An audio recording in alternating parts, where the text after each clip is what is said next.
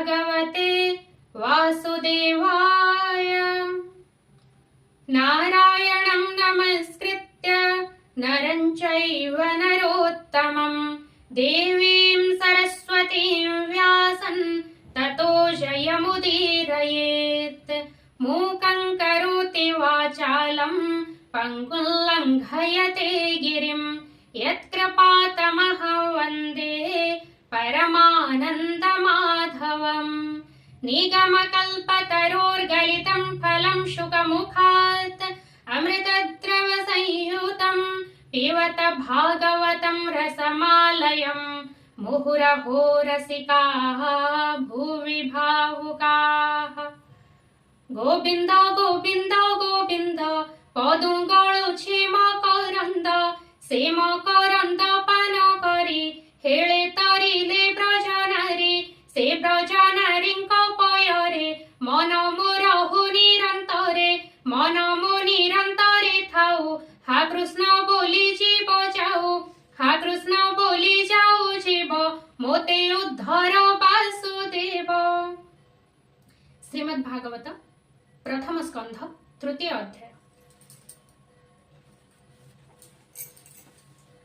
श्रीसुत उवाच सुत कहन्ति शुद्धचित्ते हरसे मुनिङ्कग्रहते।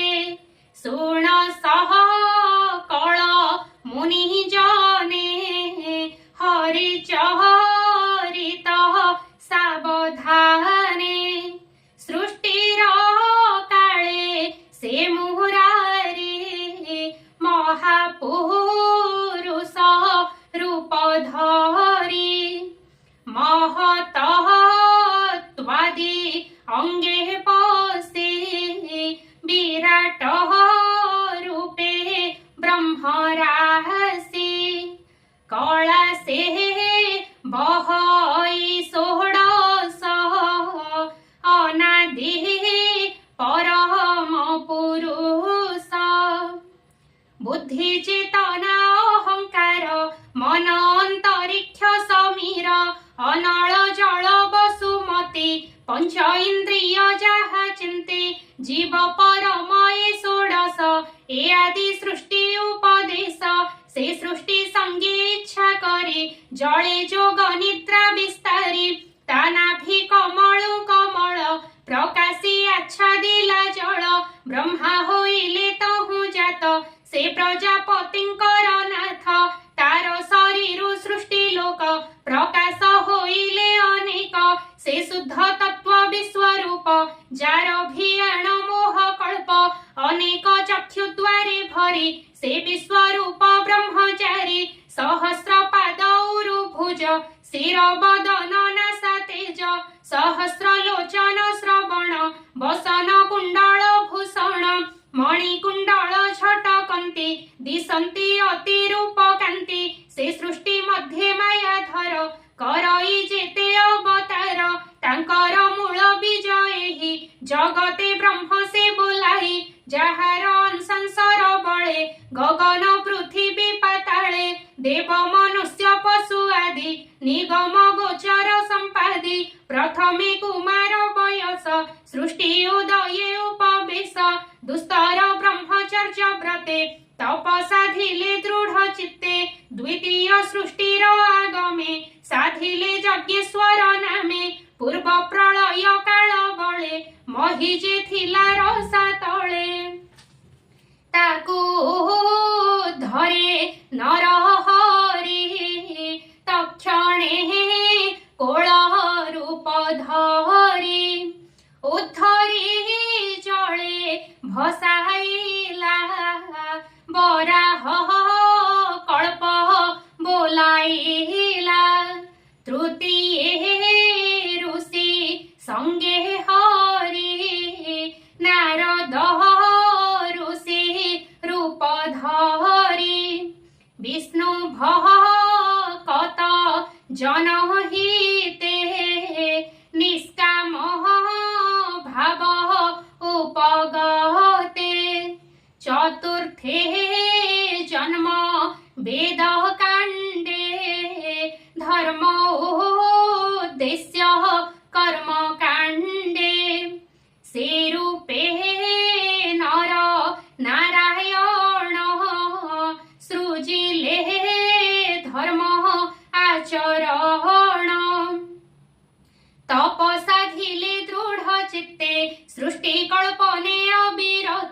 पंचमे सिद्धि अवतारे जन्मिले कर्दमर घरे नाम से कपिल बोलाई पिता मातांकु ज्ञान कही षष्ठ सर्गरे नर हरि अत्रिर वंशे अवतरी अनेक ज्ञान शास्त्र कल्पे जन्मिले दत्तात्रेय रूपे सप्तमे रुचि ऋषि बीर्जे जन्मिले आकुतिर गर्भे ए रूपे यज्ञ अवतार पाळिले स्वयंभू बंकर अष्टमे नाभि गृहे जात ऋषभ मेरु देवी सुत कठोर अति तप कले ज्ञानीଙ୍କୁ पथ देखाइले नवमे पृथु रूप धरी बळे दुहिले वसुंधरी क्षीरे धरणी करी सम नाम बहिले उषतम दशमे मत्स्य रूप होई नादे औषधि बीज बही प्रलय जळे बिहरिला रवि कुमार को रखिला एकादशरे चक्रधर जे रूपे जन उपकार इंद्रर अर्थे देवासुरे क्षीर समुद्र मंथिबारे कपटे कूर्म रूप होई मंदर गिरि पृष्ठे बही द्वादश सर्गे विश्वरूपे जन्मिला धन्वंतरी रूपे अमृत क्षीरार्णवुआणी देवंकु पियाइला पुणी मोहिनी रूपे त्रयोदशे असुर मोहे काम बसे चतुर्दशे नृसिंह बपु बिदारे हिरण्यकशिपु वामन रूपे पंचदशे बळिकु छळिले विश्वासे षोडश अवतारे हरि परशुराम रूप धरि पितांक बध अहंकारे धरणी एक विंश बारे भ्रमिले महा कोपानले राजांकु धरि बाहुबले दुष्ट क्षत्रिय काटी मुंड रुधिरे पूर्ण कले कुंड तर्पण कले पितृगणे तपे रहिले घोर बने सप्तदशरे सुर कार्ये जन्मिले पराशर बीर्जे निगम वृक्ष थिला एका विचारी कला सत शाखा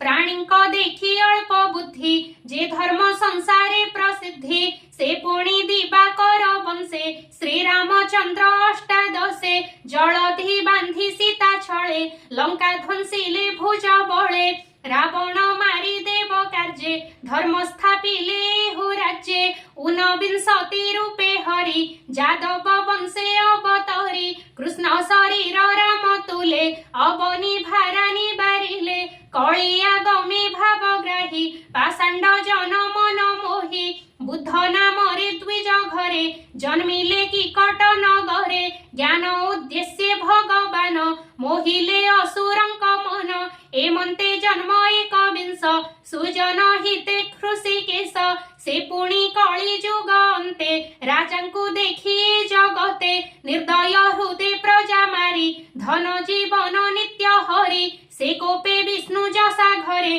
जन्मिबे कल्कि अवतारे मनरु अति बलवंत अश्वारोही जगन्नाथ सुनंद खड्ग करी धरी दुष्ट राजांकु बेगे मारी अल्प प्रजा जन शेष दयारे लभिबे आश्वास से सत्य निधि मायाधर असंख्य करे अवतार यथा अक्षय ह्रद देहे सहस्र क्षुद्र नदी बहे ऋषि देवता मनु राजा जे मनु पुत्रे महातेजा ए आदि जेते प्रजापति विष्णुर अंशे जन्म होन्ति के अंशे केते कला होई विभूति गुणे के जन्म होई सकल अवतार सार किय बाहा देवा पट्टान्तर निज मुहूर्ते चक्रधर स्वयं श्री कृष्ण अवतार एमंते नाना रूप धरे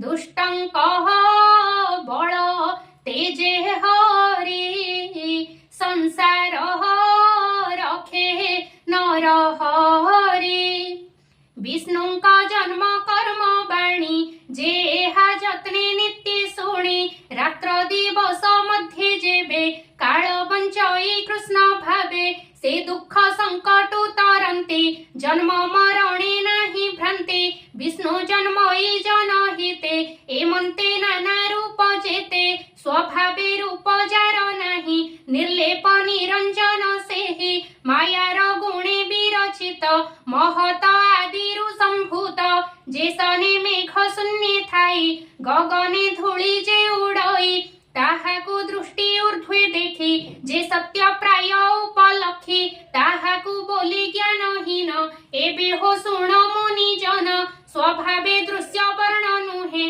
गुण आबोरी देह बहे एणु ए जीव रूप बहे जन्म मरण पथे थाई सम असम रूप जेते संभवे विष्णु माया ग्रस्ते आत्मार कल्पित ईश्वर एतहु ब्रह्मार विचार माया मिश्रित प्राणी जेबे निरस्त होई ज्ञान भावे तेबे आत्मारे आत्मा देखी निर्मल महिमा निरेखी एमंते जन्म कर्म जेते विचार करी वेद मते कहंती जेते मुनि ध्याने एन घटई अनुमाने परमानंद रूपे चित्त जेबे से हुई मिश्रित तेबे सम्मत ब्रह्म ज्ञान जानई तत्वज्ञानी जन ताहार जन्म कर्म नाही वेदर गुप्त तत्व सेहि ताहांक जन्म कर्म भावे कविये वर्णन्ते स्वभावे स्वभावे जन्म जार नाही विचार करिब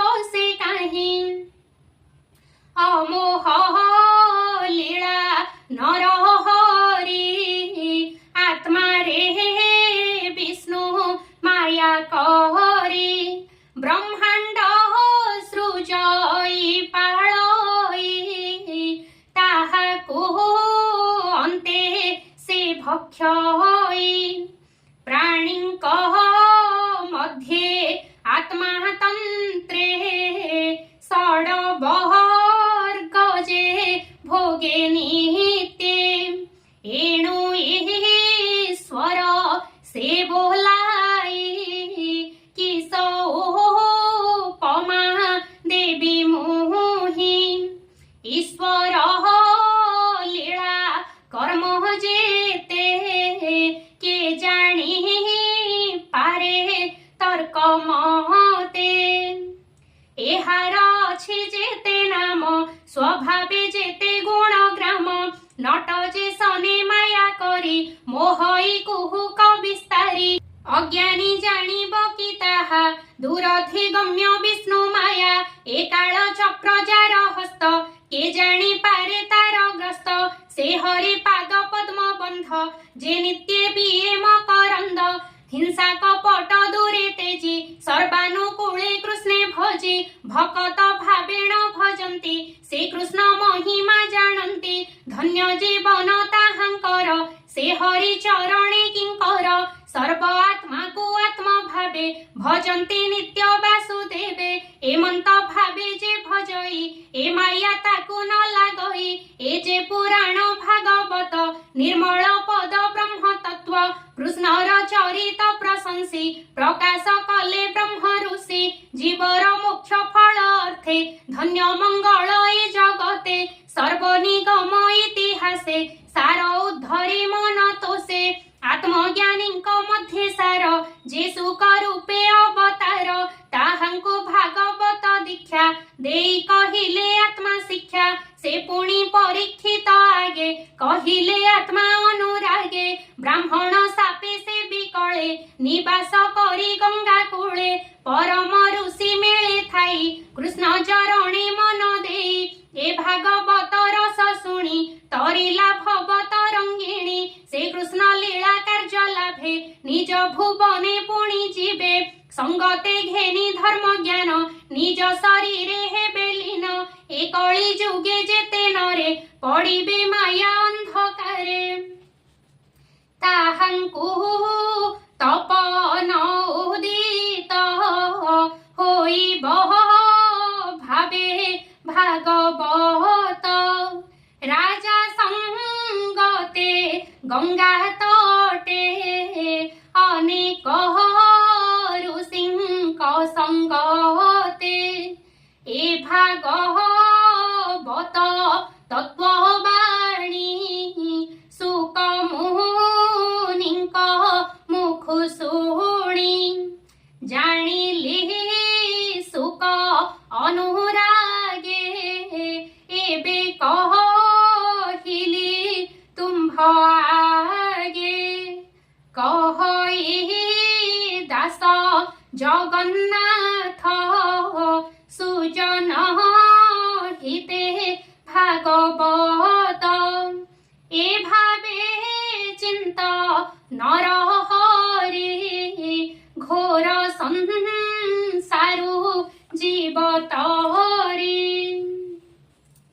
इति श्रीमद्भागवते महापुराणे पारमहंस्यां संहितायां वैयासिक्यां प्रथमस्कन्धे नैमिषीयोपाख्याने जन्मगुह्य नाम तृतीयोऽध्यायः।